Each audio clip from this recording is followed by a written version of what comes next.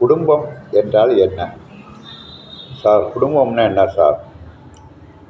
பொண்டாட்டி, பிள்ளைங்க, அண்ணன், தம்பி, அக்கா, தங்கச்சி எல்லாம் ஒற்றுமையாக வாழ்கிறது தான் சார் குடும்பம். விட்டு கொடுக்குற மனப்பான்மை ஏன் சார்? முதல்ல தம்பியோ, அண்ணனோ, அக்காவோ, தங்கச்சியோ, அம்மாவோ, அப்பாவோ, தாத்தாவோ, பாட்டியோ யாரோ உங்களை திட்டிடுறாங்க.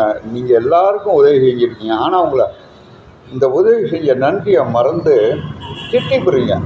அதான் வள்ளுவர் அழகாக சொல்லுவார், என் நன்றி கொண்டாருக்கும் உய்வண்டாம் உய்வில்லை செய்யும் நன்றி கொன்ற மாதிரி. நான் அவ்வளோ செஞ்சேன், இவ்வளோ செஞ்சேன், என்ன அப்படி சொல்லிட்டா, அப்படி கேட்டா நினச்சே பார்க்காதீங்க. விட்டு கொடுத்து வாழுங்கள். சத்தியமாக சொல்கிறேன் சார், விட்டு கொடுத்து வாழுங்க சார்.